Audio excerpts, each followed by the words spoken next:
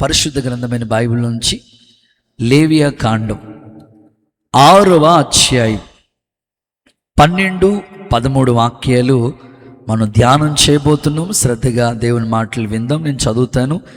ఈ మాటలు మీరు నాతో కలిసి చెప్పాలని కోరుకుంటున్నాను.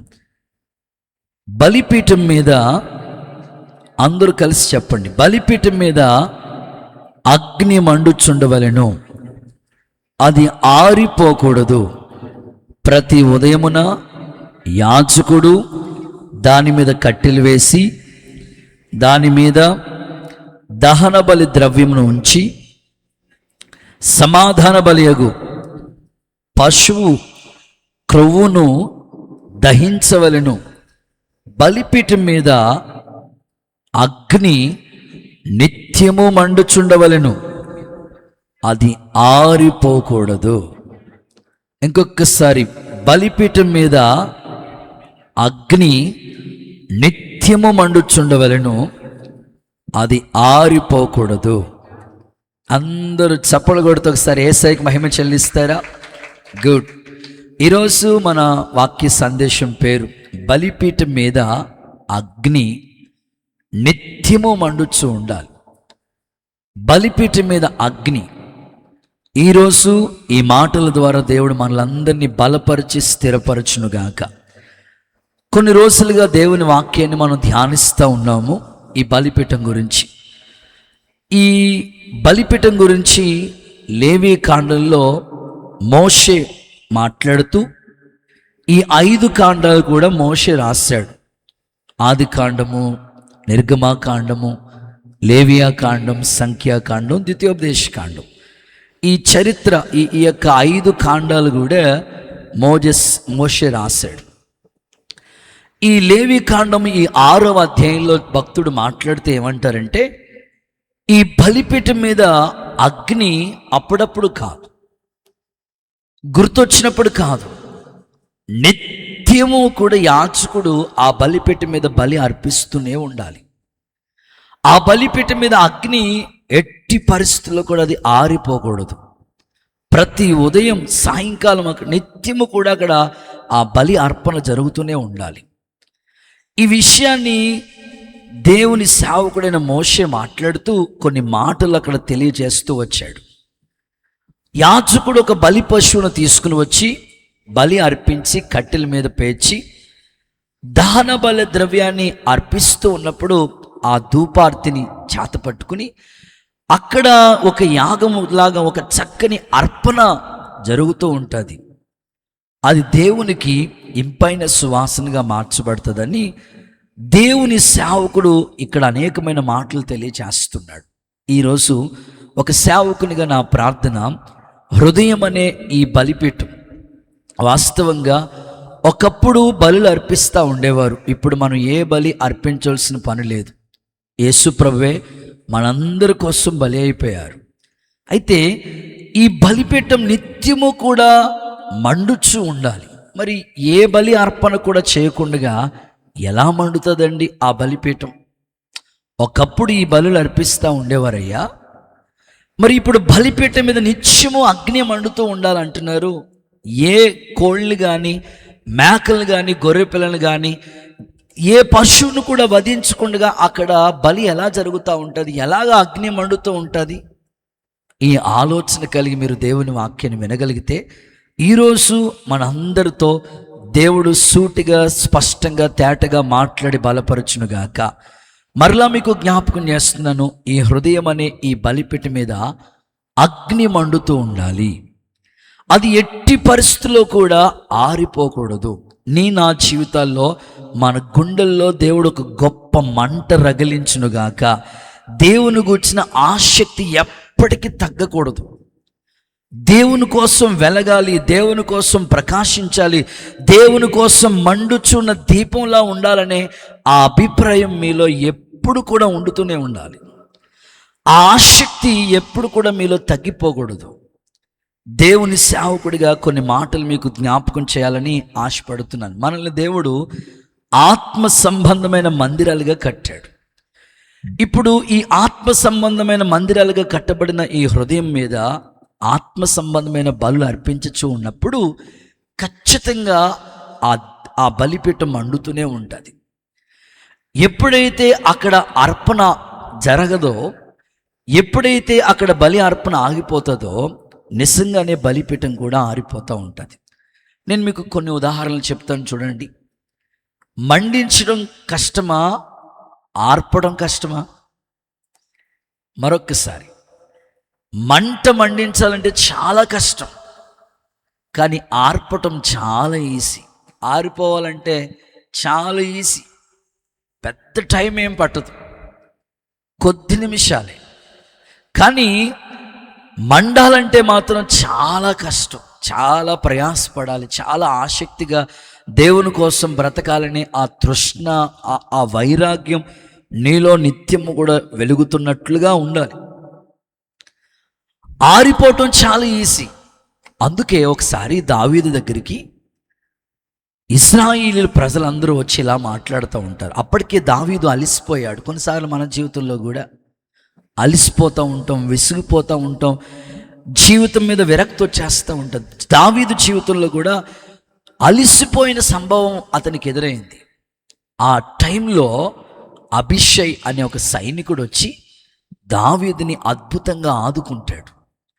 ఆదుకున్న వెంటనే అక్కడున్న ప్రజలు దావీదుతో ఇలా మాట్లాడుతున్నారు, ఇశ్రాయేలీయులకు దీపమగు నీవు ఆరిపోకూడదు. అయ్యా, నువ్వు రాజుగా మేము చూడలేదు, కానీ నీవు ఒక మాకు దీపంలా ఉన్నావయ్యా. నేను ఆశపడుతున్నాను, నువ్వు ఉంటున్న వీధిలో నీవే ఒక దీపముగా వెలుగునుగాక, నీ కుటుంబానికి నీవే ఒక దీపం వలె కనబడదువుగాక. ఇంకో మాటలో చెప్పాలంటే, సంఘానికిలో ఒక సేవకుడు ఎలా దీపంగా ఉంటాడో, ఒక విశ్వాసి ఒక దీపంగా ఎప్పుడైతే వెలుగుతూ ఉంటారో, సంఘమంతా దీపంలాగా వెలుగుతూ ఉంటారో, వారి ఆత్మీయ జీవితాన్ని ఏ ఒక్కరు కూడా ఆర్పివేయటానికి అవకాశం లేదు. ఒక అన్నగా నేను ఆశపడతా ఉన్నాను, ఇశ్రాయేలు ప్రజలందరూ కూడా దావీదుతో చెప్తున్న ఒకే ఒక మాట, ఇశ్రాయేలుకు దీపమగు నీవు ఆరిపోకూడదు. మీ పక్కలకి షేక్ అండి చెప్పండి ఈ మాట. నేను ఇంకేం చెప్పకుండా మీరు చెప్పేసుకుంటున్నాను. నీవు ఆరిపోకూడదు. నాతో కాదు, మీ పక్కలతో చెప్పండి, నీవు ఆరిపోకూడదు, నీవు ఒక దీపంలాగా ప్రకాశించుదువుగాక. ఆమేన్. గట్టిగా హల్లెలూయా. ఖచ్చితంగా దేవుడు నేను ప్రకాశింప చేయాలని, వెలుగిచ్చేవాడిగా ఉండాలని, నీలో అగ్ని మంట మండుతూ ఉండాలని దేవుడు కోరుకుంటున్నాడు.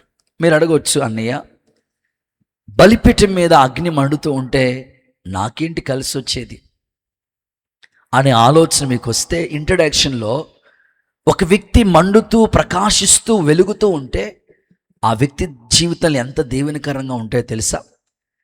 సమూయేలు జీవితమే మనకు ఒక మంచి పాఠం. షిలోహులో దేవుని మందిరంలో సమూయేలు డ్యూటీ ఏంటంటే, దీపం ఆరిపోకుండా తైలం పోస్తూ దీపం ఆరిపోకుండా పరిచర్య చేస్తూ ఉండేవాడు. ఆయన డ్యూటీ అదే. దీపం అస్సలు మందిరంలో దీపం ఆరిపోకుండా వెలుగుతూ ఉండేటట్లుగానే ఆయన డ్యూటీ చేస్తా, పరిచర్య చేస్తూ ఉండేవాడు. అద్భుతం చెప్పనా? దీపం ఆరిపోకుండా పరిచర్య చేస్తున్న సమూయేలుకి దేవుని స్వరం వినబడింది. ఆమెను చెప్పండి ఒకసారి. నేను అంటాను, ఏ వ్యక్తి మండాలని ఆ వైరాగ్యం కలిగి ఉంటాడో ఆ వ్యక్తికి దేవుని స్వరం ఖచ్చితంగా వినబడుతుందండి. ఆమేన్. చాలామంది సేవా పిలుపుకు కలిగి ఎలా దేవుని పరిచర్యకు వస్తారంటే, వాళ్ళలో ఒక మంట ఉంటుంది. ఆ అగ్ని లాంటి మంట ఎప్పుడు కలుగుతూ ఉంటుందంటే, దేవుడు స్వరం ద్వారా మాట్లాడుతున్నప్పుడు ఖచ్చితంగా దేవుని కొరకు ఏదో చేయాలి అనే ఒక భావన ఉంటుంది వాళ్ళలో. సేవా పిలుపు కలిగిన వాళ్ళు ఖచ్చితంగా దేవుని స్వరాన్ని వింటారు.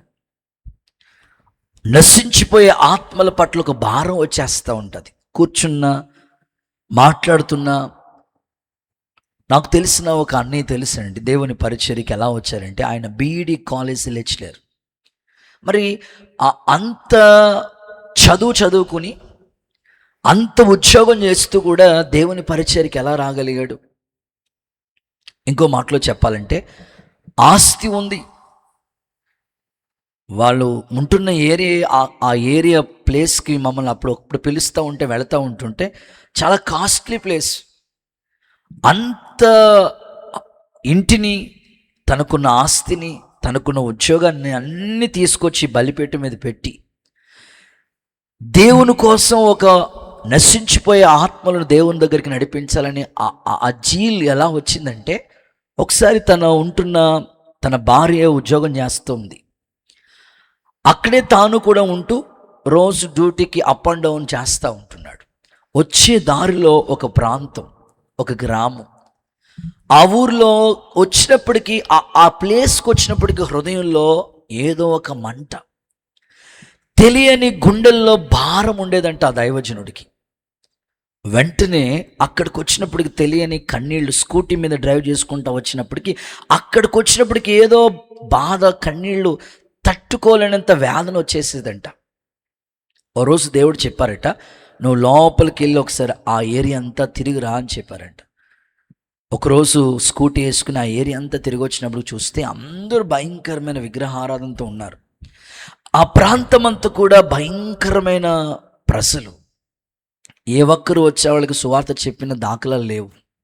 ఆయన అనుకున్నాడంట, చేస్తే ఇలాంటి చోటే దేవుని పని చేయాలి.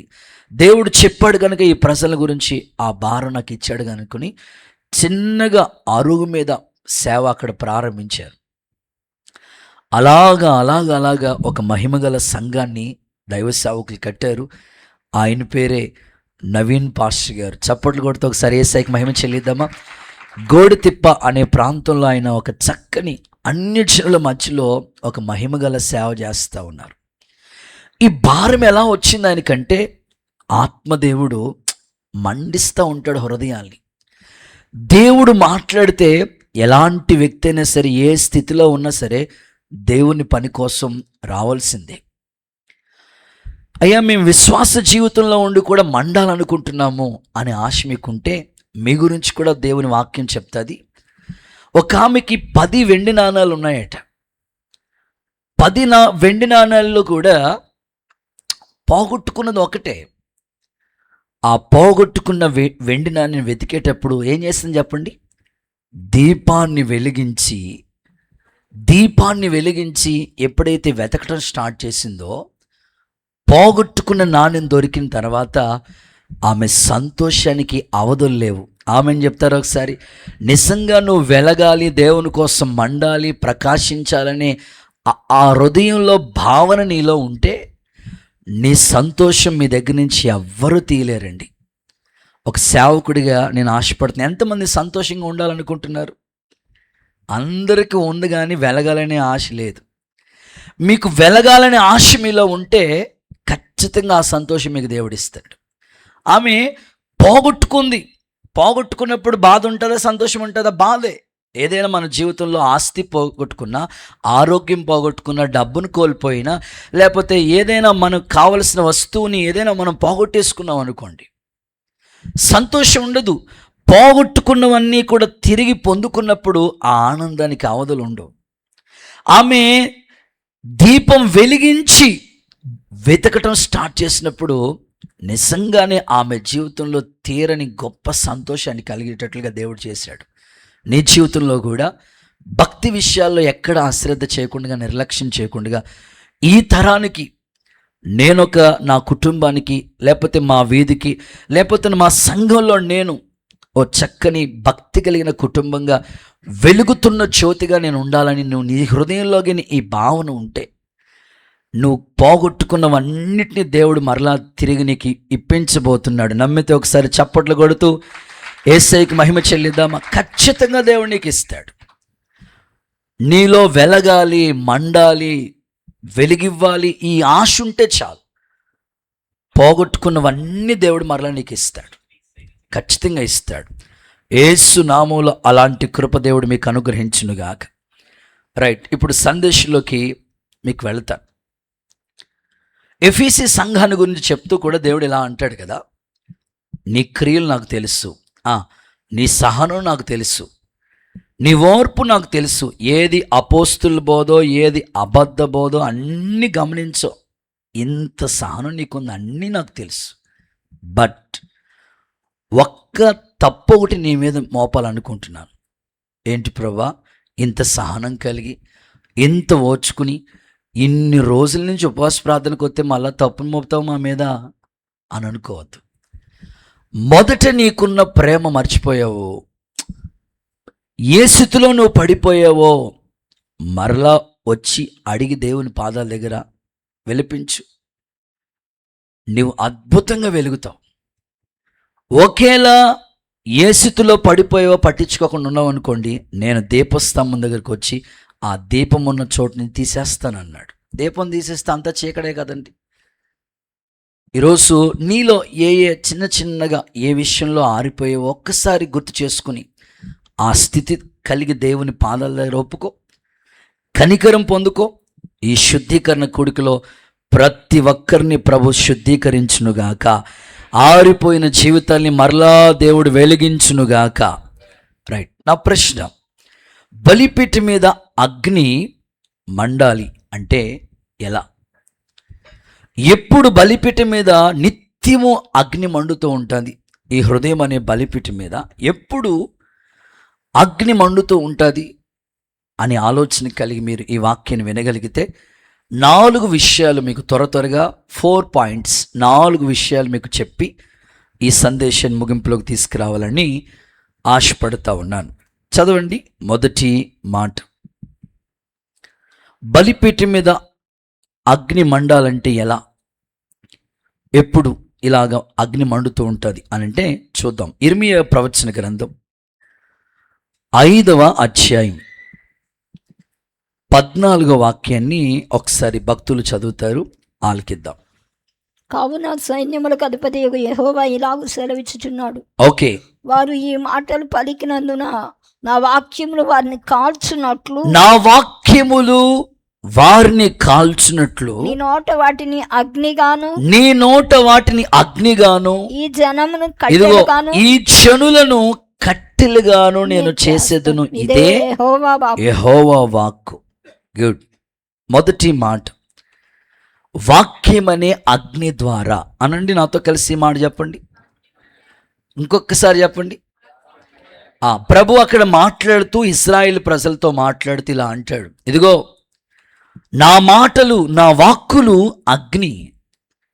మరి ఈ ప్రజలు లాంటి వాళ్ళు, కట్టెలు లాంటి వాళ్ళు. ఇప్పుడు బలిపీఠం మీద బలిపీఠం కట్టి కట్టెలు పేర్చి అప్పుడు కదా నిప్పు పెడితే ఆ బలిపీఠం మీద మంట పెరుగుతూ ఉంటుంది కదా. ఇప్పుడు ఆ కట్టెలు ఎవరంటే ప్రతి విశ్వాస జీవితం ఒక కట్టె లాంటిది. మానవ జీవితమే కట్టెలు లాంటివి. మరి ఈ కట్టెలు వెలగాలంటే, మండాలంటే, ప్రకాశించాలంటే, దీదీప్యమానముగా వెలుగుతున్న దీపాలాగా ఉండాలంటే ఖచ్చితంగా దేవుని మాటలనే ఆ అగ్ని, దేవుని వాక్యం అనే ఆ అగ్ని ద్వారానే ఒక వ్యక్తి జీవితం మండుతుంది, ఒక వ్యక్తి జీవితం ప్రకాశిస్తుంది. ఈ హృదయం అనే బలిపీఠం ఎప్పుడు మండుతూ ఉండాలంటే ఆ వ్యక్తి జీవితంలో వాక్యం పనిచేస్తూ ఉండాలి, వాక్యం క్రియ చేస్తూ ఉండాలి. ఎప్పుడైతే వాక్యం క్రియ చేస్తూ ఉంటుందో, వాక్యం వింటుండగానే, వాక్యాన్ని ఆలకిస్తూ ఉంటుండగానే, వాక్యం చదువుతూ ఉంటుండగానే నీ హృదయంలో ఆ బలిపీఠం మీద ఒక మంట కలుగుతూ ఉంటుంది. అప్పుడప్పుడు మీరు చూడండి, వాక్యం చదివేటప్పుడు ఇది నా కోసమే దేవుడు మాట్లాడినట్లుగా అనిపిస్తూ ఉంటుంది. కొన్నిసార్లు నువ్వు వ్యక్తిగతంగా వాక్యాన్ని పర్సనల్గా చదువుతుంటున్నప్పుడు తెలియకుండా నీలో కన్నీళ్ళు వస్తూ ఉంటాయి. కొన్నిసార్లు తెలియకుండానే పశ్చాత్తాపం వచ్చేస్తూ ఉంటుంది. కొన్నిసార్లు గుండెలు బాదుకుంటూ ఏడుస్తూ ఉంటావు, ఎందుకంటే ఆ వాక్యం నిన్ను తాకింది. కొన్నిసార్లు చూడండి, అనేకమైన సభల్లో దేవుని వాక్యం వింటున్నప్పుడు ఒక్కొక్క సేవకుడిని ఒక్కొక్కలాగా దేవుడు వాడుకుంటూ ఉంటాడు. కొన్నిసార్లు ఆ వాక్యం మనల్ని తాకుతూ ఉంటుంది. నేను నా పర్సనల్ లైఫ్లో జరిగిన ఒక అనుభవాన్ని మీకు చెప్తాను. మా అక్క వాళ్ళు సభలకు వెళ్తూ ఉన్నారు.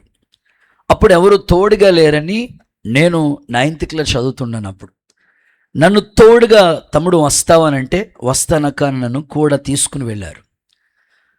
అనేకమైన ప్రజలు దేవుని వాక్యాన్ని వింటున్నారు. నేను కూడా అక్కోళ్ళ దగ్గర కూర్చుని దేవుని వాక్యాన్ని వింటూ ఉన్నాను.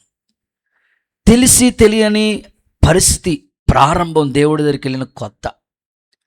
వేదిక మీద నిలబడి దైవ సేవకులు చెప్తున్నారు, మునుపు దూరస్తుడైన నీవు నాకు సమీపస్తుడు కావాలి. ఆ ఒక్క మాటే, పెద్ద ప్రసంగం ఏమి కాదు.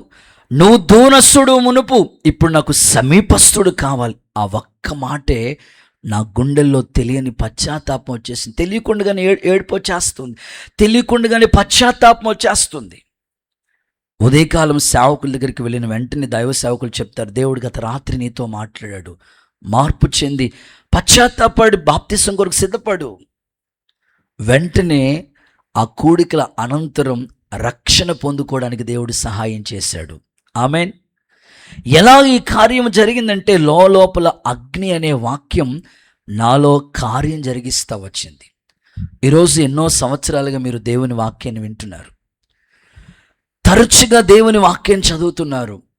ఇంకా నీ లోపల బలిపీఠం అనే నీ హృదయం లోపల ఏమాత్రం మంట కలగకపోతే, ఈ రాత్రి పశ్చాత్తాప హృదయంతో దేవుణ్ణి అడుగు, ప్రభా నన్ను ఒక కట్టెలుగా మార్చు, వాక్యమనే అగ్ని ద్వారా నా జీవితాన్ని సంపూర్ణతలకు తీసుకురా. నాలో ఒక మంట మండుతూ ఉండాలి, ఆ మంట ద్వారా అనేకుల్ని రక్షించడానికి అవకాశం ఉందయ్యా. అలాగూ సిద్ధపరచు ప్రభా అని నువ్వు కోరుకుంటే ఖచ్చితంగా నీ లోపల దేవుని వాక్యం క్రియ జరుగునుగాక. అందుకే కదా దేవుని మాటలలో రాయబడి ఉన్నాయి. ఇర్మియా గ్రంథం 23వ అధ్యాయం 29వ వాక్యం, నా మాట అగ్ని వంటిది కాదా, బండను బద్దలు కొట్టే సుత్తి వంటిది కాదా. అంటే దేవుని మాట అగ్ని లాంటిది, బండలాంటి మన హృదయాన్ని బద్దలు కొట్టే సుత్తి వంటిది. ఇర్మియా 23:29 అయ్యా. దేవుని వాక్యం ఎలాంటిదంటే అగ్ని లాంటిది.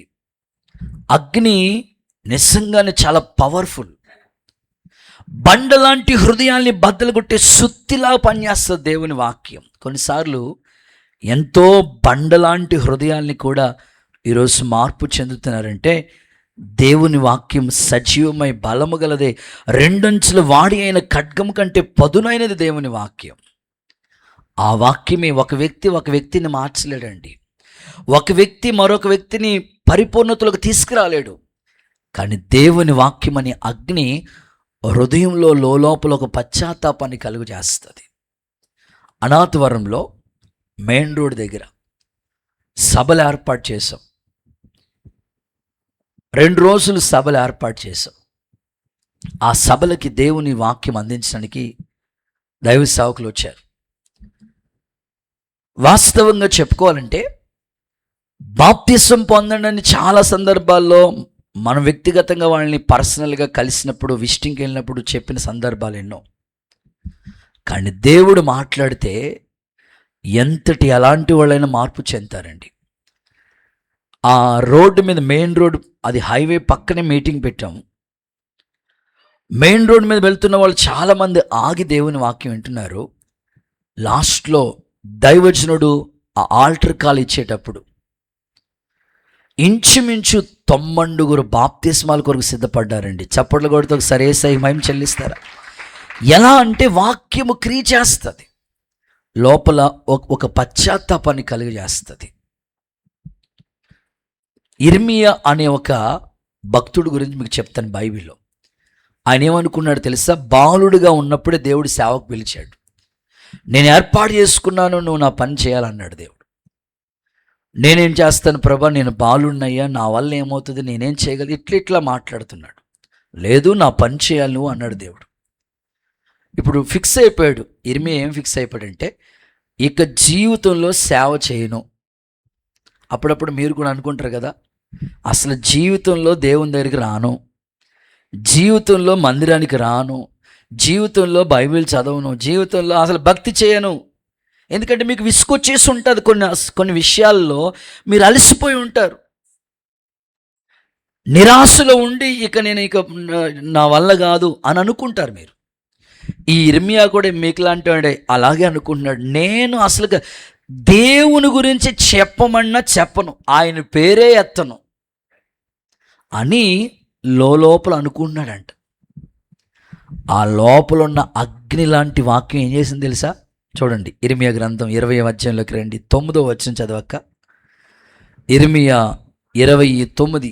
ఆయన పేరు నేను ఎత్తను, ఆయన పేరు నేను ఎత్తను. అసలు ఆయన ఎవరో నాకు తెలియదు. నేను అసలు ఆయన గురించి చెప్పను. ఆయన నామమును బట్టి ఆయన నామాన్ని గురించి అస్సలు ప్రకటన చేయను అని నేను అనుకుంటున్నా.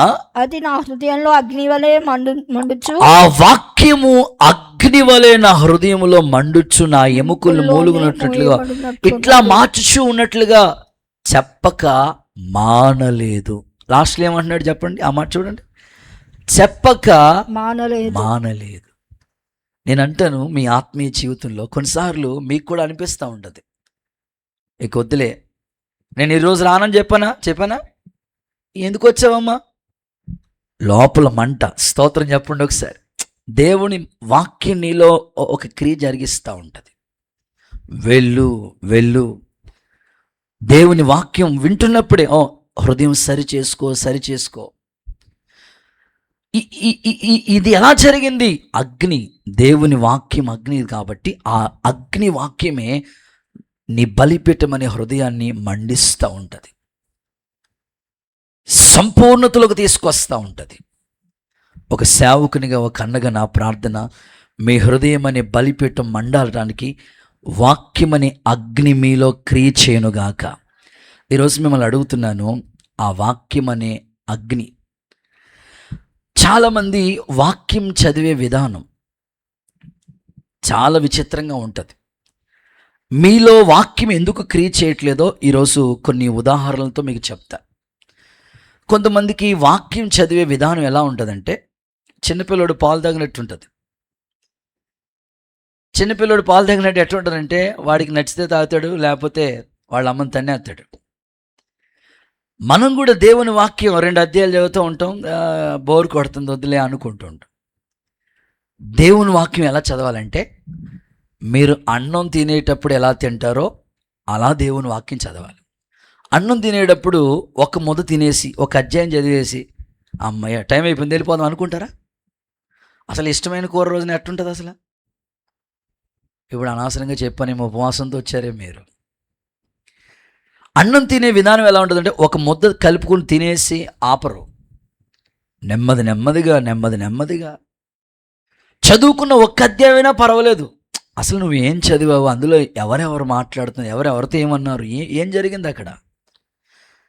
కనీసం నువ్వు అలా చదువుతూ ఉన్నప్పుడు ఒక అన్నం తినడానికి నువ్వు ఎంత టైం కేటాయించుకున్నావు, అంత సమయం బైబిల్ దగ్గర నువ్వు కూర్చొని చదవగలిగితే ఆ వాక్యం నీ లోపల ఖచ్చితంగా ఆ రోజు క్రియ చేస్తుంది, పశ్చాత్తాపమైన కలుగు చేస్తుంది. నీ హృదయంలో ఏదో ఒక తీర్మానానికైనా నువ్వు వస్తావు. ఇంకా నీలో వాక్యమైన అగ్ని పనిచేయట్లేదంటే, వాక్యం మీద నీ మనస్సు ఉండట్లేదు, వాక్యం మీదకి నీ మనస్సు వెళ్ళట్లేదు. ఈరోజైనా దేవుని వాక్యం మీదకి పూర్తిగా మనసు పెట్టి చదువు. తప్పకుండా నీలో అగ్ని వాక్యం యేసు నామములో క్రియ జరిగించునుగాక. హుషారుగా ఆమేనని చెప్పండి. బైబిల్ని ఒక పుస్తకంలా చదవద్దు. పుస్తకంలా చదివితే ఏం అర్థం కాదు. బైబిల్ని నీ జీవితానికి ఒక జవాబుగా చదువు. ఖచ్చితంగా ఏదో ఒక ఆన్సర్ నాకు దొరకాలి అని చదువు. దేవుడు ఏదో ఒక ఆన్సర్ నీకు తెలియజేస్తాడు. ఇంకా నేను మీకు చెప్తానండి, ఈ 21 రోజులు ఉపవాసాలు ఉంటున్న వాళ్ళు ఈ 21 రోజుల్లో బైబిల్ ఎలా చదువుకోవాలో మీకు చెప్తాను. అంటే లోపల ఒక మంట మీకు రావడానికి దేవుడు కలుగు చేస్తాడు.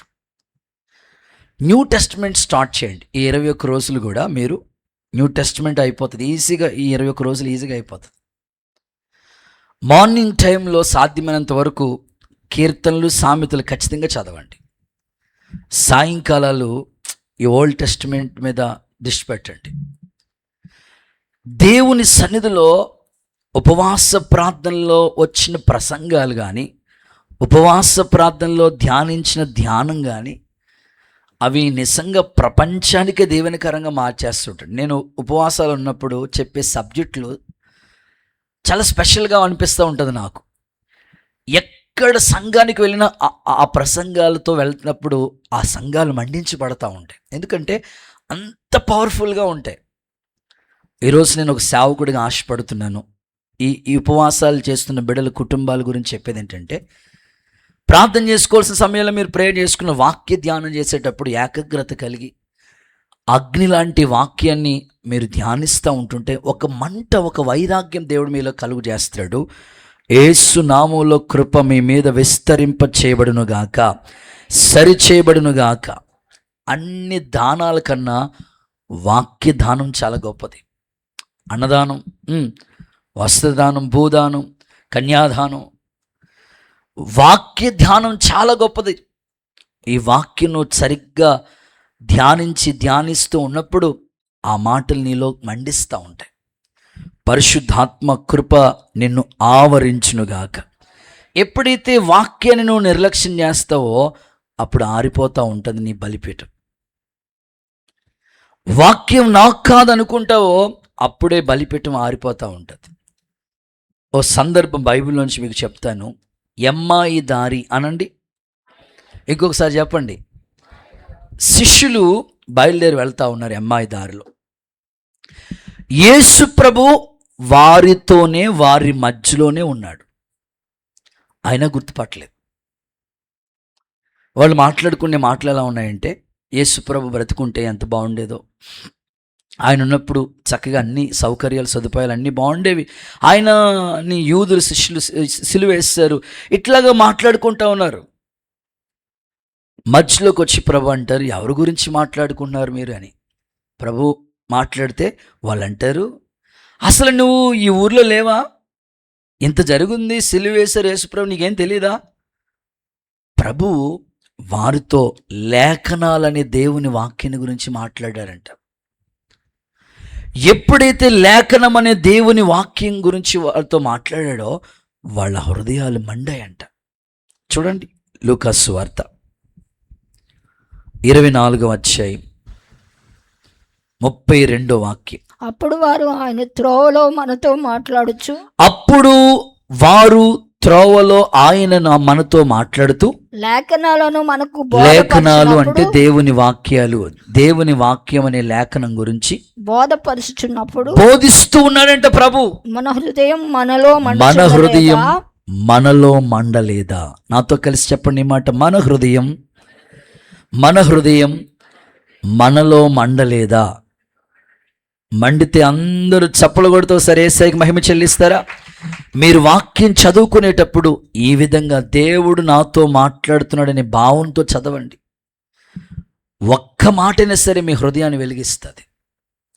కొన్నిసార్లు చూడండి, చాలామంది ఆత్మీయ జీవితాలు వాళ్ళు ఎలా మాట్లాడుతుంటారు.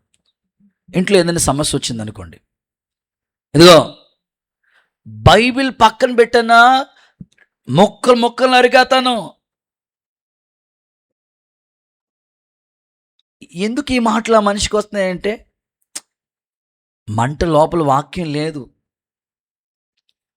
బైబిల్ పక్కనెట్టడం ఏంటండి? వాక్యం లోపల ఉండాలి కదా. ఇప్పుడు దావీదేమంటే, నీ ఎదుట పాపం చేయకుండా ఉండాలంటే వాక్యం ఎక్కడ ఉండాలా?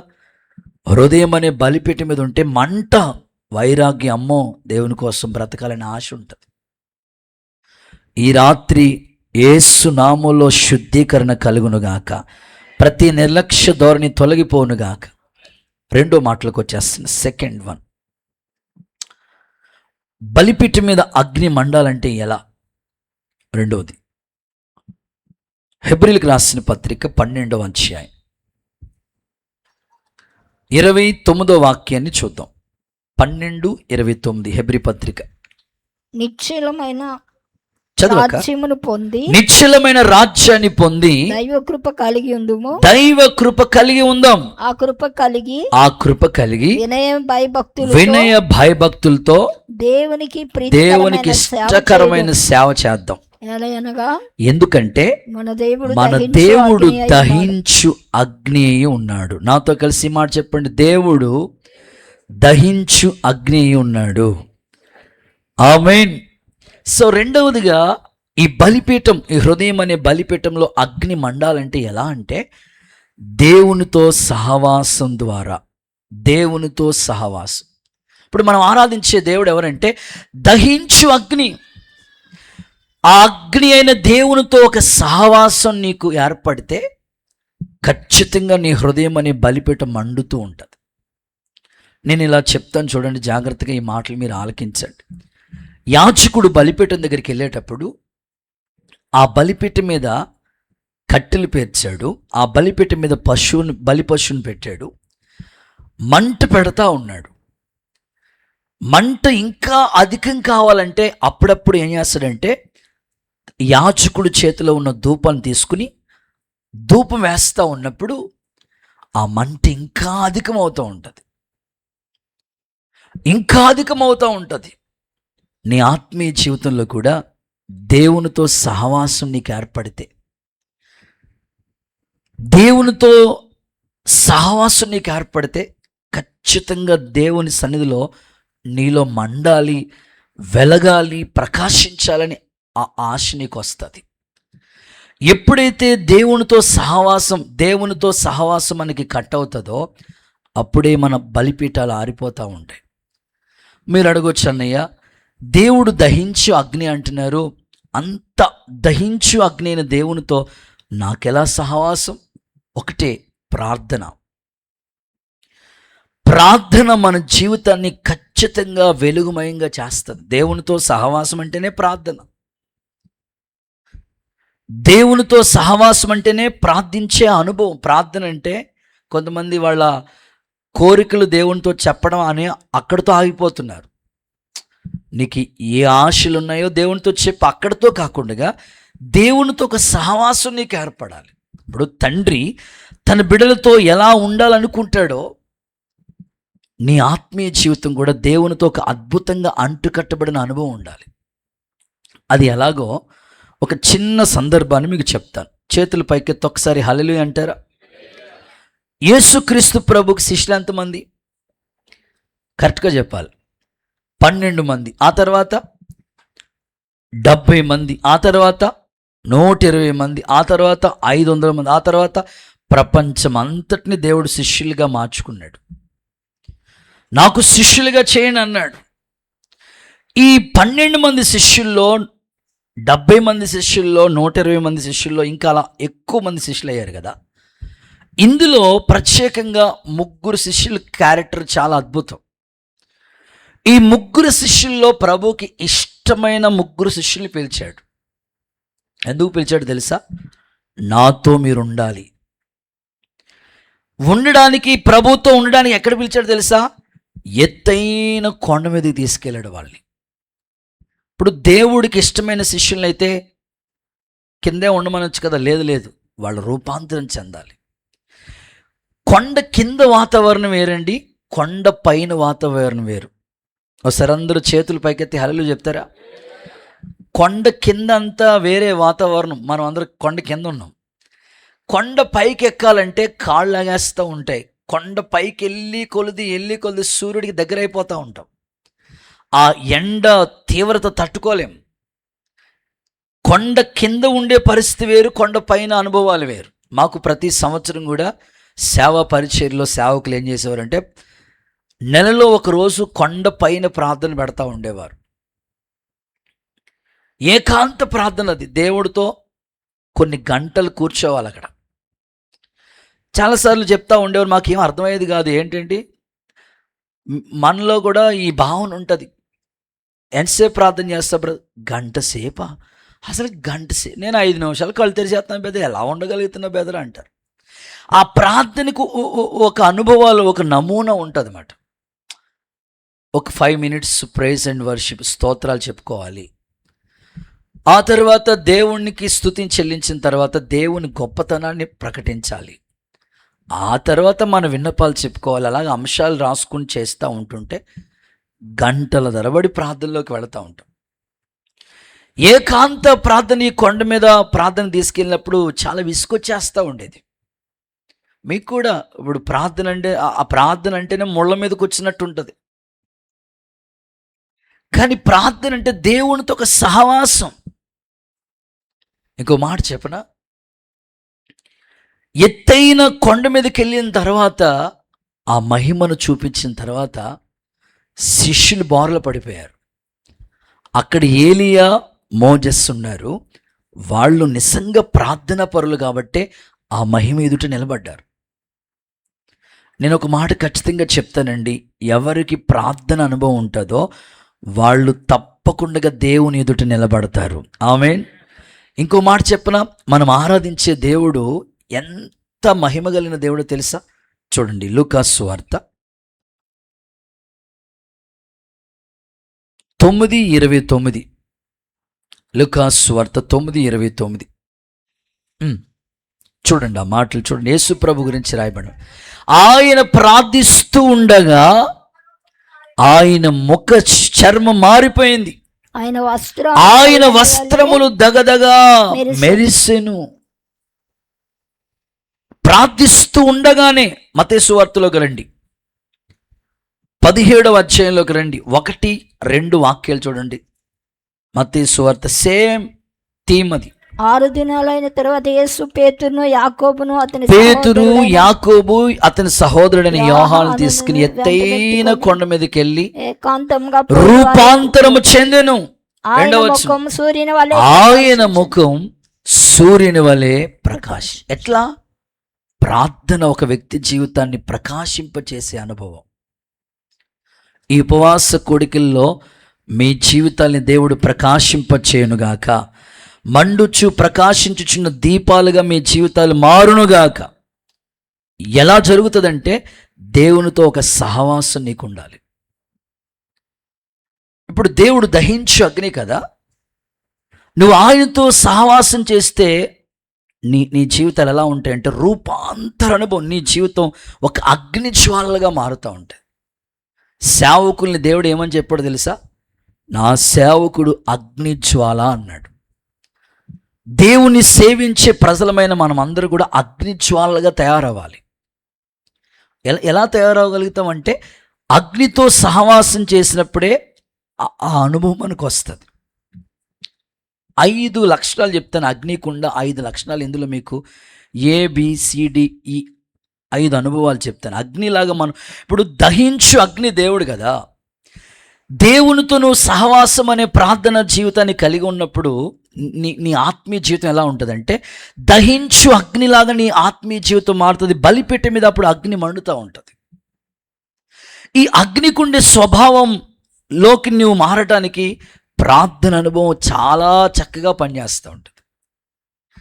నీ జీవితంలో ప్రార్థన అనుభవం నేను దహించు అగ్నిగా మారుస్తూ ఉంటుంది. అయితే ఈ అగ్నికి ఉండే గుణం ఏంటంటే, ప్రతి చెత్త కాల్ చేస్తుంది.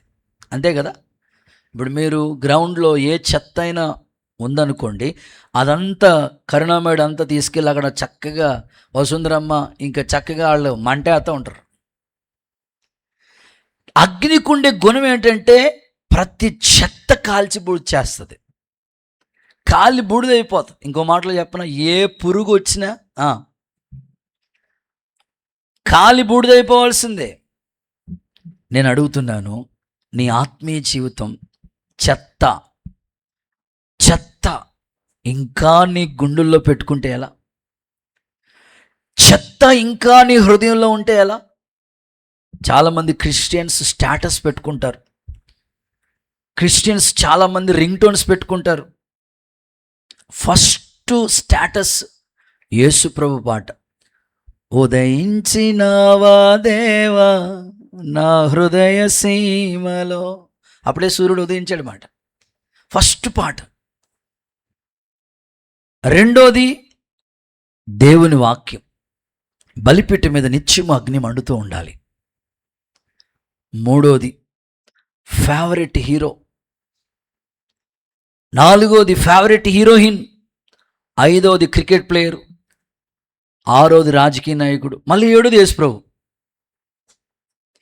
ఇంకా ఈ చెత్త పోవట్లేదంటే ఇంకా నువ్వు రూపాంతర అనుభవంలోకి రావట్లేదు.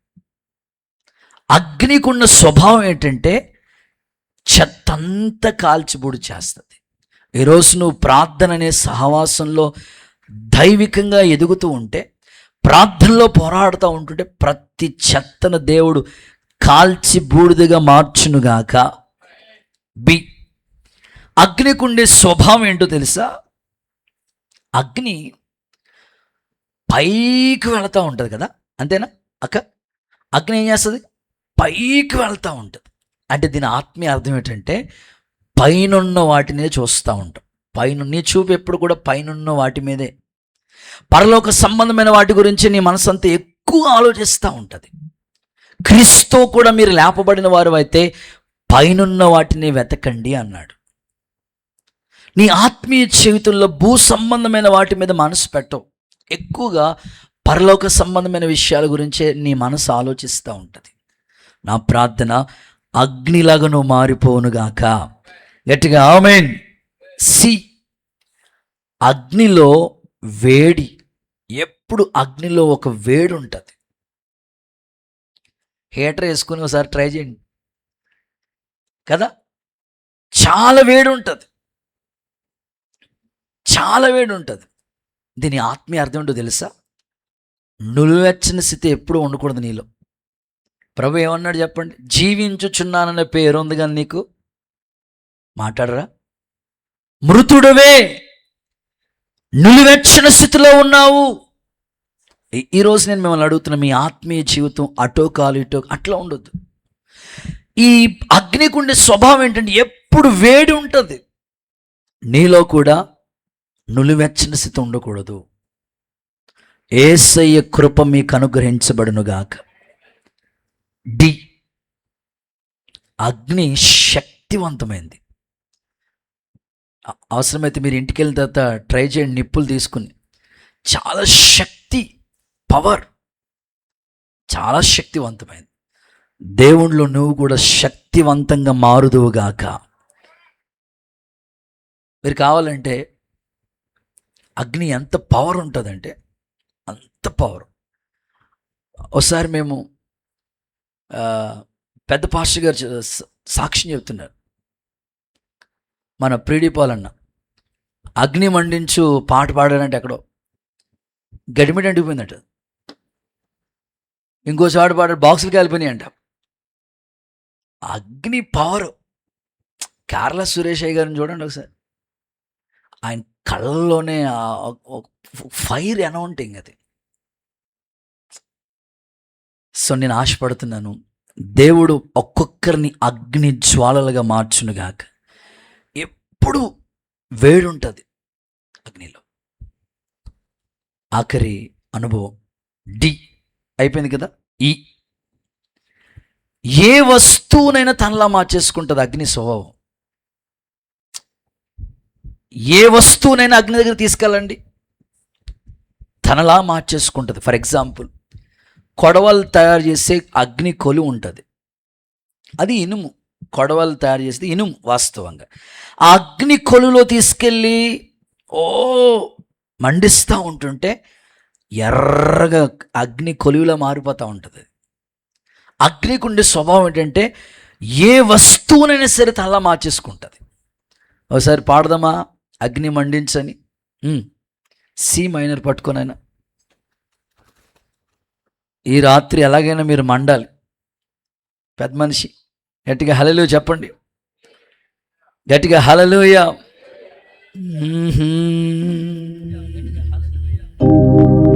హల్లెలూయా హల్లెలూయా. అగ్ని కాల్చివేసెనే, సిద్ధం చేసిన అర్పణను ఆ అగ్ని ద్వారానే నీవు గిచ్చుని ధైర్యపరచినవే. అగ్ని మండించు నాలో, అగ్ని మండించు, అగ్ని మండించు పరిశుద్ధాత్ముడా. నాలో అగ్ని మండించు, నాలో అగ్ని మండించు పరిశుద్ధాత్ముడా. నాలో అగ్ని మండించు, నాలో అగ్ని మండించు. చప్పట్లు, చేతులు పైకెత్తి చప్పలు కొట్టండి. ఈ రాత్రి పరిశుద్ధాత్ముడు తన కార్యాన్ని చేయబోతున్నాడు.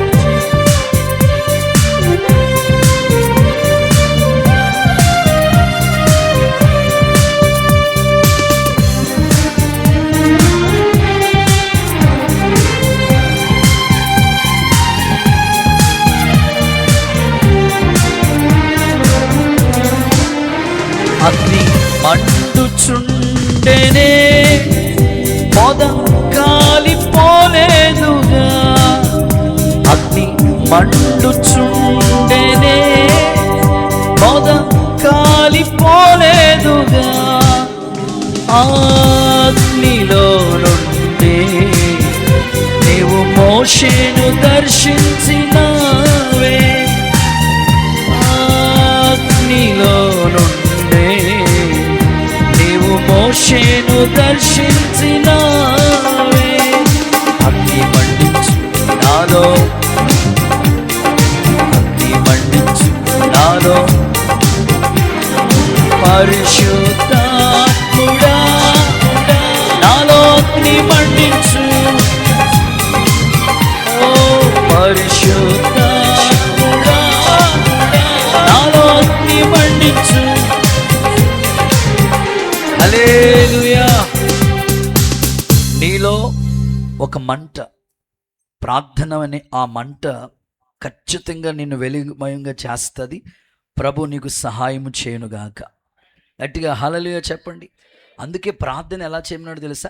ఎడతెగగా, అంటే బలిపీఠం దగ్గర ఆరిపోయే సెక్షనే ఉండదు, ఎప్పుడు వెలుగుతూనే ఉండాలి. ప్రార్థన కూడా దేవునితో నువ్వు సహవాసం చేసినప్పుడు వెలుగుతూ ప్రకాశించేటట్లుగా నీ జీవితాన్ని దేవుడు మలచి స్థిరపరిచి ఆయన కొరకు సాక్షులుగా మార్చునుగాక. ప్రస్తుతం దేవుడితో సహవాసం కన్నా ఎక్కువగా సెల్ ఫోన్తో అనేకులు ఎక్కువగా సహవాసం. నేను ఇలా అనుకుంటున్నాను, పాపం వాళ్ళ పిల్లోడితోనే మాట్లాడతాడో లేదు ఈ మనిషి, వాళ్ళ భార్యతోనే మాట్లాడతాడో లేదో తెలియదు, వాళ్ళ భర్తతోనే మాట్లాడుతుందో తెలియదు ఈమె, లేకపోతే వాళ్ళ పిల్లలు వాళ్ళ అమ్మ నాన్నతో మాట్లాడతారు. కానీ ఫోన్తో ఎక్కువగా చాలామంది, ఇంచుమించు ఎక్కువ సమయం మానవ జీవితంలో ఫోన్ బాగా దగ్గర అయిపోతుంది. నేను అనుకుంటాను, భర్తతో భార్య కన్నా అంత విలువ ఇవ్వడేమో యేసు రక్తమేచే. అంటే అవసరమే, ఫోన్ అవసరమే, నేను కాదన్ను. ప్రతిదీ ఇప్పుడు అంత ఫోన్తోనే నడుస్తుంది, అవసరమే. అయితే దేవునితో సహవాసం కూడా మనకి ఎక్కువ, కానీ ప్రజలు ఎక్కువగా ఈ లోకాశల వైపుకి వెళ్ళిపోతున్నారు. నువ్వు ఎప్పుడైతే దేవునితో సహవాసం ఆగిపోతూ ఉంటుందో బలిపీఠం ఆరిపోతూ ఉంటుంది. ప్రార్థన నిర్లక్ష్యం చేస్తావో నిజంగానే బలిపీఠం ఆరిపోతూ ఉంటుంది. సేవకుల గురించి ఒక వాక్యం చదివిస్తాను చూడండి అయ్యా. సేవకుల గురించి హెబ్రీ పత్రిక 1వ అధ్యాయం 7వ వాక్యం చూడండి. హెబ్రీ పత్రిక 1:7. తన దూతల్ని వాయువులుగాను తన సేవకుల్ని అగ్ని జ్వాలలుగాను ఆయన చేసి ఉన్నాడు. సేవకులు ఇంకా మండాలి, ఇంకా ప్రార్థన ఆసక్తి. ఒక్కొక్క సేవకుడు గంటల తరబడి దేవుని పాదాల దగ్గర కూర్చోవాలి. ఇక రాబోయే కాలానికి ప్రతి దైవ సేవకుడిని అగ్ని జ్వాలలుగా దేవుడు వాడుకునుగాక. ఈ ఉపవాస ప్రార్థనల అనంతరం గొప్ప సేవ దేవుడు జరిగించునుగాక. రైట్, ముందుకెళ్ళిపోదాం, టైం వేగంగా పరిగెడుతుంది. 3వదిగా బలిపీఠం మీద అగ్ని మండాలంటే ఎలా? 1 వాక్యమనే అగ్ని ద్వారా, 2 దేవునితో సహవాసం అంటే ప్రార్థన ద్వారా, 3వది అపోస్తుల కార్యాల గ్రంథం 2వ అధ్యాయం 1-4 వాక్యాలు చదువుతారు, విందాం. పెంతెకోస్తు పండుగ దినం వచ్చినప్పుడు అందరూ ఒక చోటే కూడి ఉన్నారు. అప్పుడు వేగంగా వీచు బలమైన గాలి వంటి ఒక ధ్వని ఆకాశం నుండి అకస్మాత్తుగా వచ్చి వారు కూర్చున్న ఇల్లంతా నింపబడింది. మరియు అగ్ని జ్వాలల వంటి నాలుకలుగా విభాగించబడినట్లుగా వారికి కనబడి వారిలో ఒక్కొక్కరి మీద వ్రాలగా అందరూ పరిశుద్ధాత్మతో నింపబడిన వారే ఆత్మ వాళ్ళకి వాక్శక్తిని అనుగ్రహించిన కొలది అన్య భాషలతో మాట్లాడసాగిరి. ఆమేన్ అంటారా? హల్లెలూయా చెప్తారా? గుడ్. 3వదిగా పరిశుద్ధాత్మ అగ్ని ద్వారా. నాతో కలిసి చెప్పండి, పరిశుద్ధాత్మ అగ్ని ద్వారానండి. ఒక వ్యక్తి మండాలి, ప్రకాశించాలి, ఈ బలిపీఠం మీద అగ్ని మండుతూ ఉండాలంటే ఆ అభిషేకం ఆ వ్యక్తిలో పనిచేస్తూ ఉన్నప్పుడు ఖచ్చితంగా మండుతూ ఉంటాడు. ఈ రాత్రి నా ప్రార్థన, ఈ ఉపవాస ప్రార్థనలో అడుగుపెట్టిన ప్రతి ఒక్కరి మీద అగ్ని అభిషేకం కుమ్మరించబడును గాక. మండాలి ప్రకాశించాలనే భారం మీలోనికి దేవుడు అనుగ్రహించును గాక. ఎంతమంది ఈ ఉపవాస ప్రార్థనలో అభిషేకం కోసం కనిపెట్టి ప్రార్థన చేస్తున్నారో, ఆశతో వచ్చారో, వాళ్ళందరినీ ఈ రాత్రి దేవుడే దర్శించునుగాక. నీ ఆశ దేవుడు తీర్చునుగాక. 120 మంది ఒకే ప్రేయర్ పాయింట్. మేడగదిలో ఉన్నవాళ్ళు 120 మంది. వేరే అంశమేమీ లేదు. హోలీ స్పిరిట్తో నింపు ప్రభువా, ఆ అభిషేకం మేము పొందుకోవాలయ్యా, పైనుండి శక్తి పొందేంత వరకు మేడగదిలోనే ఉండండి అని చెప్పినట్లుగా అలాగే వాళ్ళు 120 మంది ఏకాంతంగా ప్రార్థన చేశారు. ఒకే ప్రార్థన, ఏక మనసుతో ప్రార్థన చేశారు వాళ్ళు. సాధారణంగా మనం ప్రార్థన చేసేటప్పుడు వేరే వేరే వేరే పాయింట్స్ వచ్చేస్తూ ఉంటాయి, కానీ వాళ్ళు ప్రేయర్ పాయింట్ మారలేదు. 120 మంది ఒకే ప్రార్థన దేవుడు నింపే వరకు అడుగుతూ ఉన్నారు. నా ప్రార్థన ఈ 21 రోజుల ఉపవాస ప్రార్థనలో అనేకుల్ని దేవుడు అభిషేకించునుగాక. ఆశతో వచ్చిన వాళ్ళందరినీ దేవుడు నింపి పంపునుగాక. ఎందుకంటే ఒక వ్యక్తి అభిషేకంతో నింపబడితేనే దేవుని కోసం నిలబడగలుగుతారు. ఎహెస్కేలు ఏమంటాడు తెలుసా? దేవుని ఆత్మ నాలోనికి వచ్చి నన్ను నిలబెట్టాను అంటే ఒక వ్యక్తి పడిపోకుండా, జారిపోకుండా, తొలగిపోకుండా ఆ అగ్ని అభిషేకం ఆ వ్యక్తిని నిలబెడతా ఉంటుంది. ఈ మేడగది అనుభవం ప్రతి సంఘం, చాలామంది ఏమనుకుంటారంటే అభిషేకం అంటే అది పెంతుకొస్తోల్దేమో. పెంతుకొస్తోల్ది కాదయ్యా. ప్రభు అందరికీ కావాలని చెప్పినాడు అభిషేకాన్ని గురించి. ఓ మాట చెప్పనా? బాప్తిసం పొందిన ఒక్కొక్క వ్యక్తి, దేవుని దగ్గరకు వచ్చిన ప్రతి వ్యక్తి కూడా మార్పు అనేది ఒక వ్యక్తిలో ఎలా వస్తుందో తెలుసా? లోపల పరిశుద్ధాత్ముడు క్రియ చేస్తూ ఉంటాడు.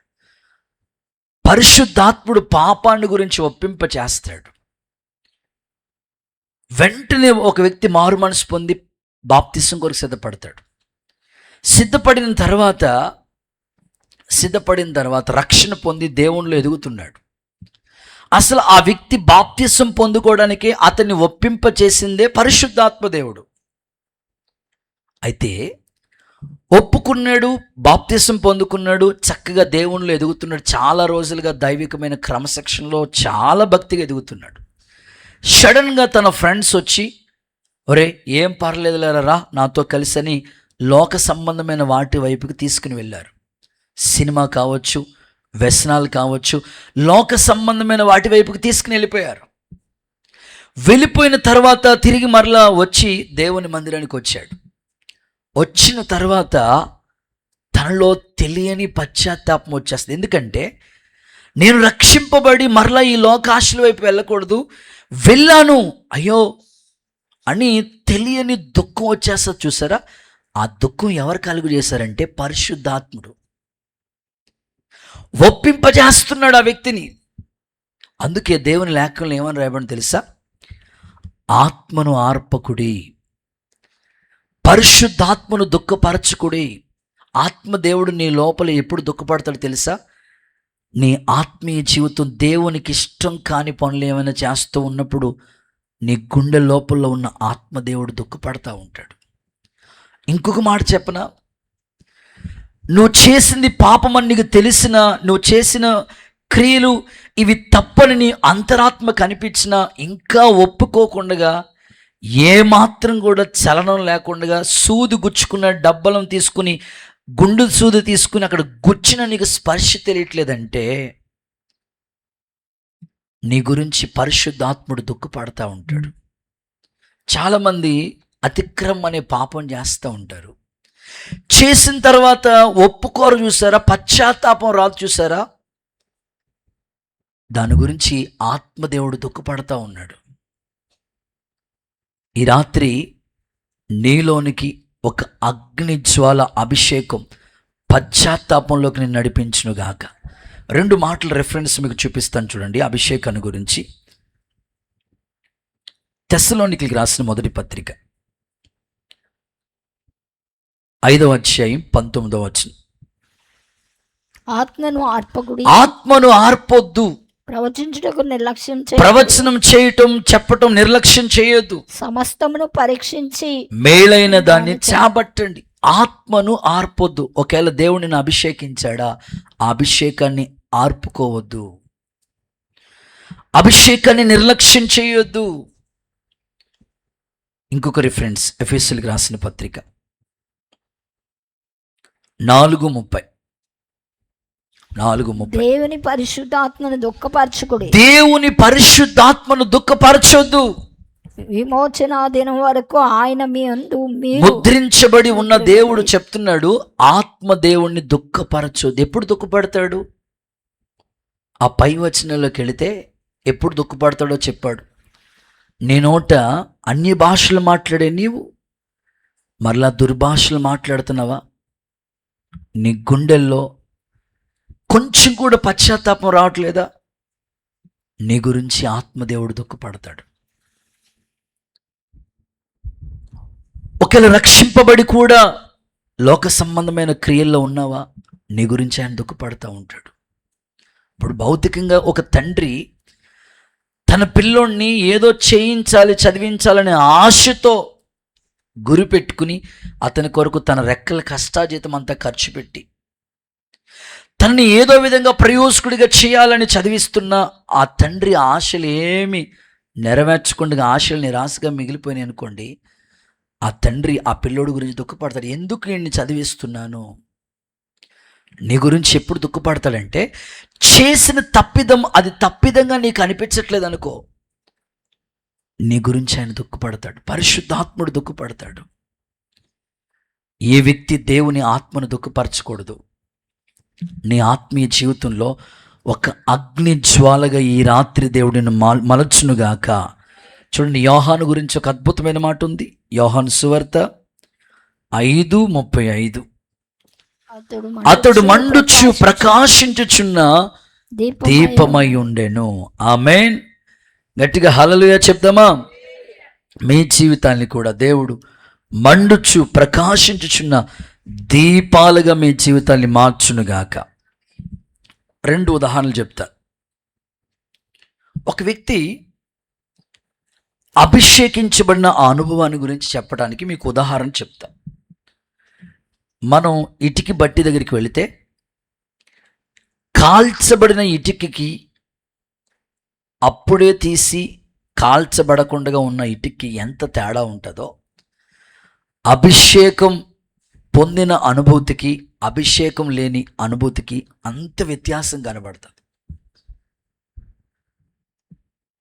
ప్రతి వ్యక్తి జీవితం ఈ ఇటుక ఎలాగైతే కాల్చబడిందో, కాల్చబడిన ఇటుకను తీసుకెళ్ళి నీటిలో ముంచండి. కాల్చబడిన ఇటుకను తీసుకొచ్చి నీటిలో ఉంచండి, ఏమవుద్ది అది. కానీ అప్పుడే తీసుకుని వచ్చిన పచ్చిటకను తీసుకొచ్చి నీటిలో ముంచండి, ఏమవుతుంది బాబా? ముక్తేశ్వరం వెళ్తే చెప్తారా? ఇటుకబడి దగ్గరికి వెళ్ళి చెప్తారా? ఇక ఏముండదు, ఇటుకేముండదు. అభిషేకం కూడా నిన్ను అలా నిలబెడుతుంది. అందుకనే ఈ ఉపవాస కూటాల్లో బలిపీఠం నిత్యము మండటానికి మీ అందరిలో పరిశుద్ధాత్ముడు ఉన్నాడు. ఒక వ్యక్తి బాప్తిసం పొందటానికే మార్పు ఎలా వచ్చిందంటే ఆత్మదేవుడు లోపల క్రియ చేశాడు. అయితే వరము, ఈ అన్య భాషలు అనేవి వరం, అది దేవుణ్ణి అడిగితే నీకు ఇస్తాడు ఆయన. ప్రతి వ్యక్తిలో ఆత్మదేవుడు ఖచ్చితంగా క్రియ చేస్తాడు. మీకు కావాలంటే ఆ రిఫరెన్స్ మీకు కోట్ చేస్తాను. యోహాను సువార్తలోనే ఆత్మని ఇంకా చాలామంది నమ్మరు. ఆత్మదేవుడు నీలో ఎలాంటి క్రియ చేస్తాడో చూడండి. యోహాను సువార్తలో ప్రభువు మాట్లాడుతూ ఆ మాటలు చెప్తూ ఉంటాడు కదా. 16వ అధ్యాయం, యోహాను సువార్త 16వ అధ్యాయం 8 నుంచి చదవక, ఆయన వచ్చి పాపమును గూర్చి నీతిని గూర్చి తీర్పును గూర్చి లోకమును ఒప్పింపచేయును. చూడండి, ఆయన వచ్చి, ఆయన ఎవరు? పరిశుద్ధాత్ముడు. ఒక వ్యక్తి దేవుని దగ్గరకు వచ్చిన తర్వాత ఇది పాపమని ఎలా ఒప్పుకోగలుగుతున్నాడు? లోపల ఆత్మదేవుడు క్రియ చేస్తున్నాడు, ఒప్పింప చేస్తున్నాడు. 16వ అధ్యాయం 13లోకి వెళ్ళిపోతే, అయితే ఆయన అనగా సత్యస్వరూపుగా ఆత్మ నిన్ను సర్వ సత్యంలోకి నడిపిస్తాడు. సత్యము అంటే దేవుని వాక్యం, సర్వసత్యం అంటే పరలోకం. ఇప్పుడు ఆ రాజ్యంలోకి నువ్వు వెళ్ళడానికి నడిపించేది ఎవరంటే పరిశుద్ధాత్ముడు. అందుకే కదా దేవుని వాక్యంలో దేవుని రాజ్యం భోజనం పానం కాదు, నీతి సమాధానం పరిశుద్ధాత్మ యందలి ఆనందం. కాబట్టి ప్రతి ఒక్కరిలో ఆత్మదేవుడు క్రియ చేస్తాడు, ఒప్పింప చేస్తాడు. ఇంకా నువ్వు ఒప్పుకోలేకపోతున్నావంటే, ఇంకా నీలో పశ్చాత్తాపం రావట్లేదంటే ఆత్మదేవుడు దుఃఖపడుతున్నాడు, ఆత్మ ఆరిపోయింది అని. ఏదైనా చిన్న తప్పిదం నీలోనికి కలిగితే, ఇప్పుడు బైబిల్లో మీరు చూడండి, దావీదు జస్ట్ సౌలు వస్త్రాన్ని అలా కోసాడంతే, మనస్సు నొచ్చుకుని పోయిందంట. ఆ పశ్చాత్తాపం ఎలా వస్తుందంటే, ఆత్మదేవుడు నీ లోపల కలుగు చేస్తాడు. అయ్యో, ఈ తప్పిదం ఉండగా నేను ఎలాగ ప్రభు బలను సమీపించగలను, ఈ తప్పిదం ఉండగా ఎలాగ నేను దేవుని వెంబడించగలను. వెంటనే ఒక హృదయంలో ఒక తీర్మానం వచ్చేస్తుంది, క్షమించు ప్రభా, నాయన మన్నించు, నాయన సరిచేయి నాయన. వెంటనే ఆ తీర్మానం నీకు వస్తుంది.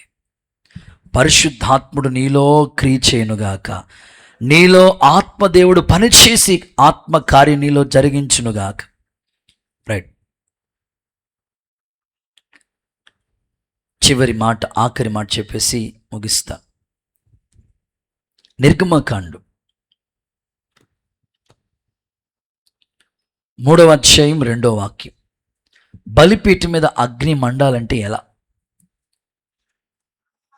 ఒక పొద నడిమిన అగ్ని జ్వాలలో, పొద నడిమిన అగ్ని జ్వాలల మధ్యలో దేవుని దూత అతనికి ప్రత్యక్షమాయెను. అప్పుడు అగ్ని వలన ఆ పొద మండుచూ ఉండేను. ఆమెన్ చెప్పండి ఒకసారి, హల్లెలూయా చెప్పండి ఒకసారి, అందరూ ఒకసారి చప్పట్లు కొట్టండి, దేవునికి మహిమ వచ్చినట్లుగా. అగ్ని వలన ఆ పొద మండుతూ ఉంది. సో చివరి మాట, ఆఖరిది, సంఘ సహవాసం అనే అగ్ని. నాతో కలిసి చెప్పండి, సంఘ సహవాసం అనండి. నోట్ చేసుకోండి, సంఘ సహవాసం అనే అగ్ని. ఇప్పుడు పాత నిబంధన గ్రంథంలో అరణ్యంలోనే సంఘం వాళ్ళకి, మోషే మందను మేపుతూ ఉండగా అగ్ని జ్వాలల మధ్యలోంచి దేవుడు ప్రత్యక్షమై మాట్లాడుతున్నాడు. అదే ఆ మండుచున్న పొదే సంఘం. ఒక వ్యక్తికి సంఘ సహవాసం ఎప్పుడు నిర్లక్ష్యం చేస్తారో అప్పుడే ఆరిపోతూ ఉంటారు. సంఘాన్ని ఎప్పుడు నీ జీవితంలో నిర్లక్ష్యం చేయొద్దు, సహవాసాన్ని ఎప్పుడు నిర్లక్ష్యం చేయొద్దు. ప్రార్థన అయినా, ఉపవాస ప్రార్థన అయినా, ఆరాధన అయినా, దేవుని క్రమాలు ఏవైనా సరే నిర్లక్ష్యంగా ఉండొద్దు. ఒకవేళ నువ్వు నిర్లక్ష్యంగా ఉంటుంటే బలిపీఠం ఆరిపోతూ ఉంటుంది. ఈ రాత్రి ఒక సేవకునిగా, ఒక అన్నయ్యగా మీకు చెప్పే మాట ఏమిటంటే, మండుచున్న పొద, మోషే మందను మేపుతా ఉన్నాడు, ఆ పొద నడిమి మధ్యలోంచి దేవుడు మాట్లాడుతున్నాడు. ఆ పొదే, మండుచున్న పొదే సంఘం. ఖచ్చితంగా దేవునితో నువ్వు ఈ సంఘ సహవాసంలో ఎప్పుడైతే నువ్వు అంటు కట్టబడతావో ఖచ్చితంగా నీ బలిపీఠం ఎప్పుడు మండుతూ ఉంటుందండి. కొన్నిసార్లు అపవాది చేసే పని ఏమిటంటే, నేను కావాలనే సహవాసానికి దూరం చేస్తూ ఉంటాడు సాతానుడు. కావాలనే సహవాసాన్ని నిర్లక్ష్యం చేసేటట్లుగా నీలోనికి ఆ ఆశలు తీసుకొస్తూ ఉంటాడు.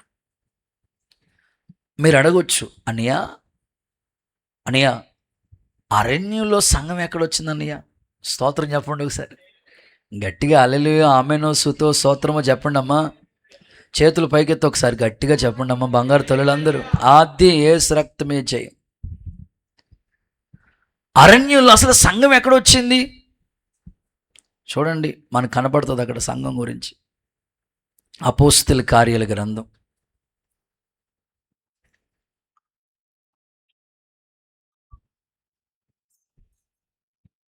అపోస్తల కార్యాల గ్రంథం 7వ అధ్యాయంలో ప్రభు మాట్లాడుతూ ఉంటాడు.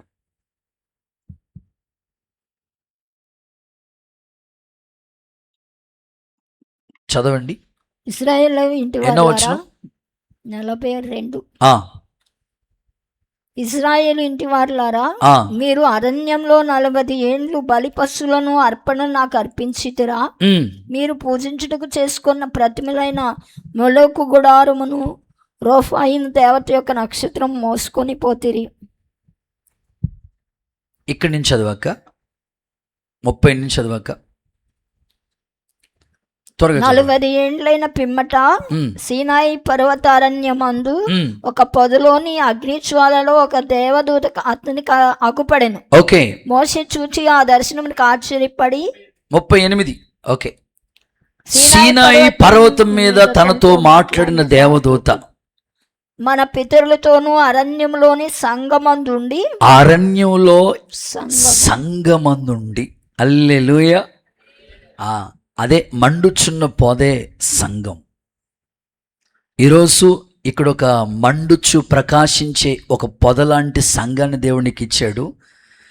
సంఘ సహవాసమే నీకు ప్రాణముగా మారునుగాక, సంఘమే నీ దర్శనంగా మారిపోనుగాక.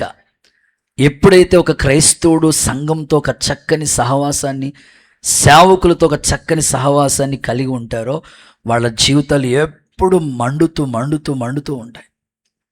చూడండి, మన బిడ్డలు అనేకులు ఇక్కడి నుంచి చాలా ప్రాంతాలకు వెళ్ళిపోయారు. ఉద్యోగాల కోసమో, చదువుల కోసమో, పనుల కోసమో, ఎక్కడెక్కడో ఉన్నా వాళ్ళు ఖచ్చితంగా సంఘ సహవాసాన్ని కలిగి వాళ్ళు ఆత్మీయంగా బలపరచబడతా ఉన్నారు. ఈరోజు నా ప్రార్థన, ఎప్పుడు నీ జీవితంలో సంఘాన్ని నిర్లక్ష్యం చేయొద్దు. సంఘ సహవాసమే, ఆ సహవాసంలో ఒక మంట ఉంటుంది, ఒక అగ్ని అభిషేకం నేను తాకుతుంది. నిన్ను ఆరిపోతున్న మనలా నిన్ను చక్కగా మరలా మండిస్తాడు దేవుడు. ప్రభు అలాంటి కృపతో నేను నింపునుగాక. ఇదే హెబ్రీ పత్రికలో ఇంకొక మాట చదివించి ప్రార్థన చేస్తాను. చూడండి, హెబ్రీ 10:25 అనుకుంటా, 10:25. 10:25. కొందరు మానుకొనుచు ఉన్నట్లుగా సమాజంగా కూడుకోవటం మానొద్దు. మరి ఏం చేయమంటారు? ఒకళ్ళనొకళ్ళు హెచ్చరించండి. ఆ దినం సమీపించుట మీరు చూచిన కొలది ఒకళ్ళనొకళ్ళు ఎంకరేజ్ చేసుకోండి. బ్రదర్, నేను రాలేదే ఉపవాస ప్రార్థనకి అని ఏదో ప్రత్యక్ష కూడా మొదలెట్టాడు కదా, ఏదో మరి అయ్యేదాకా రా, తప్పదు మరి అని. ఎవరైనా నువ్వు వచ్చేటప్పుడు ఆ వీధిలో ఎవరు రావట్లేదు, కొంచెం వాళ్ళని ఎంకరేజ్ చేసుకుని ఒకరినొకరు చక్కగా సమకూర్చుకుని, ఒకవేళ మీ పిల్లలు రావట్లేదు, మరి రామారా ఇంటి దగ్గరకు వచ్చి ఏం చేస్తాం, ఇప్పుడు ఏమి ఎగ్జామ్ లేవమ్మా, ఏమో చదివేస్తున్నావు అంటే ఏంటి, ఇప్పుడు ఏమీ పరీక్షలు లేవు, ఇప్పుడు మొన్న జూన్లోనే స్టార్ట్ అయింది, మార్చి వరకు ఏ గొడవ లేదు. కొంతమంది టెట్టోళ్ళ సంగతి వదిలేయండి, దేవుడికి స్తోత్రం. ఏమీ లేదు కదా, నీకు చక్కగా సహవాసంలో చక్కగా అంటుకట్టబడితే ఎప్పుడు వరకునంటది? ఆ దినం సమీపి, ఆ దినం అంటే రాకడొచ్చేంత వరకు, మన పోకడయ్యే వరకు ఏం చేయమంటున్నారు? మరి ఎక్కువగా అలాగూ చేయటం అంటే సమాజంగా కూడుకో, ప్రేమ చూపించు, సత్కార్యాలు చేయటానికి ఒకళ్ళనొకళ్ళు పురుకొల్పండి, ఎంకరేజ్ చేసుకోండి. ఇదే సంఘం. అక్కడ దేవుడు కార్యం చేస్తాడు. అందరూ ఆమెను చెప్తారు ఒకసారి హుషారుగా, హల్లెలూయా. కాబట్టి లైవ్ వచ్చేసింది కదా పాస్టర్ గారు అంటే, దూరంలో ఉన్న వాళ్ళకి ఇప్పుడు తాళరేవాళ్ళు అనుకుంటే రాలేరు పాపం. రోజు దూరంలో ఉన్న వాళ్ళకి, బ్రాంచ్ వాళ్ళకి కుదరదు. మ్యాక్సిమం అమలాపురం టౌన్ ఏరియాలో ఉన్న వాళ్ళు అందరూ రోజు గ్యాదర్ అయితే ఈ పొద మండుతూ ఉంటుంది. నీ జీవితం కూడా బలిపీఠం ఆరిపోకుండా చక్కగా వెలుగుమయంగా దేవుడు నీ జీవితాన్ని చేస్తాడు. సహవాసంలో, సంఘ సహవాసంలో ఒక అగ్నిజ్వాల దేవుడు నిన్ను మండించి ప్రకాశింపచేసి సాక్షిగా నిలబెట్టునుగాక. నేను ముగిస్తున్నాను, సమయం అయిపోయింది కదా. బలిపీఠం మీద నిత్యము అగ్ని మండుతూ ఉండాలి, అది ఆరిపోకూడదు. పాత నిబంధనలో యాజకత్వం ప్రతిరోజు నిరంతర యాజకత్వం జరిగి బలి అర్పిస్తూ ఉండేవారు. ఇప్పుడు క్రొత్త నిబంధన సంఘం హృదయమే ఒక బలిపీఠం. ఈ బలిపీఠం మీద అగ్ని ఉన్నప్పుడే మండుతూ ఉంటుంది ఈ బలిపీఠం. మరి మండాలనే ఆశ నీలో ఉంటే నీ జీవితాన్ని సంతోషింపచేస్తాడు దేవుడు. కోల్పోయినవన్నీ, పోగొట్టుకున్నవన్నీ తిరిగి ఇచ్చేటట్లుగా సంతోషాన్ని దేవుడు నీకు ఇస్తాడు.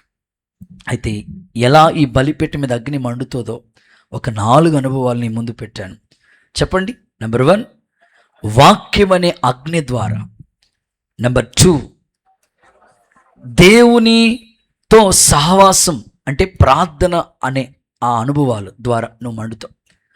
నెంబర్ 3, పరిశుద్ధాత్మ అగ్ని ద్వారా నువ్వు మండుతావు.